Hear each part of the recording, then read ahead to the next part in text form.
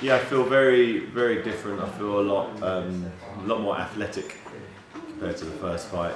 I'm doing lots of skipping, bounding, a lot of jumps, a lot more lower leg stuff, which I didn't do prior to the first fight.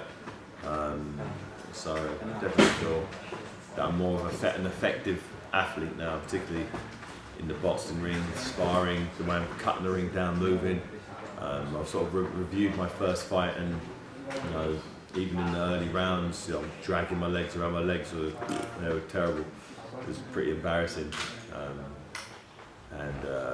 yeah, I don't think it was the best representation of myself there. This time I'm fortunate that I've got an opportunity to show what I can do, and whether that was a fluke or whether that was me on my best night. I believe it was me on one of my worst nights. I don't stop learning. I learned a lot in the first fight against Tony Bellew. I learned a lot about myself. I learned a lot about what works, more importantly what doesn't work, and I'm sort of put all information into the pot and calculated a winning formula. Did he surprise you in that first fight?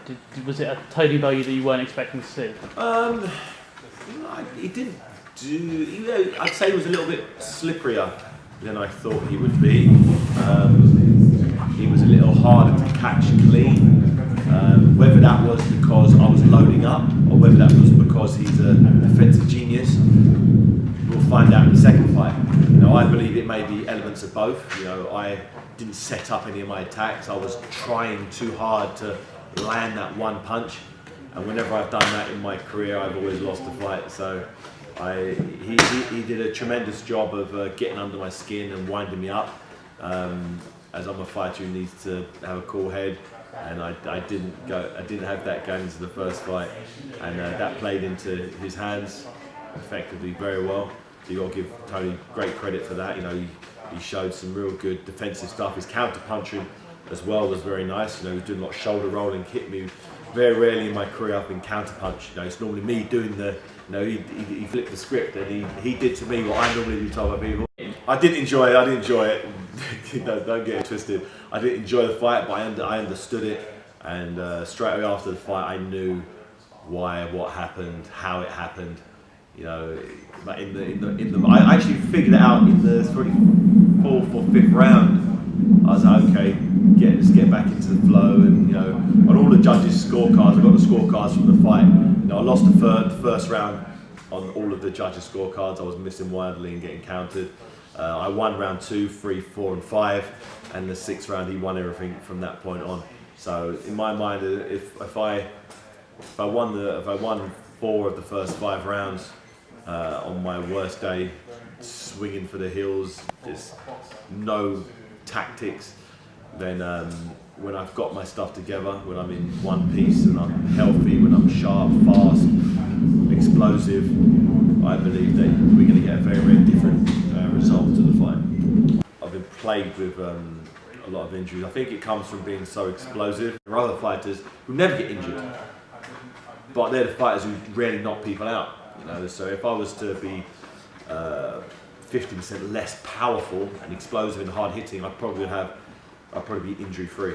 You said the phrase, but I've written it, get under your skin. He obviously did and still does. He doesn't anymore. He doesn't anymore. I've figured out why he got under my skin, figured out how he does it, why he does it, and I could allow him to get under it, but I won't allow him to get under it. Going into the first fight, I didn't feel there was any threat, so there was no real motivation for me for that first fight. It was just Tony Bellew. It was like, I was way better than him, so what motivation have I got to train for this fight other than just being a professional? So what I did, I watched every interview he did where he was saying this to wind me up, to give me that anger to go and, I want to go to the gym. So I saw his face and pushing. But I think I allowed that to sort of manifest itself too much inside me, and I became angry and I really started to live and breathe it. And that for an athlete is a fundamental no-no going into a fight, particularly when your style is being skillful, explosive, counter-punching, being clever. When you're using just sheer emotion and it doesn't work. It does not for me. It might work for other fighters, but that type of mindset is very counterproductive for me. Even if I win, but I win and I don't look good. If I'm getting hit with loads of shots and getting dropped and cut, and it's like a real tough fight, then I think, what's it all about? What type of real world title ambitions could I legitimately have if I can't dispatch of someone like Tony Bellew in good style? My goal is to beat Tony Bellew. I can't think of getting a belt back. I have to. That means nothing unless unless I get past Tony Bellew in good style.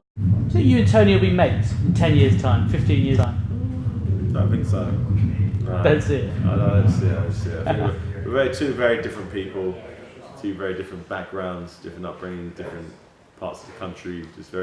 We're two very different people, so I don't think we'll ever gel.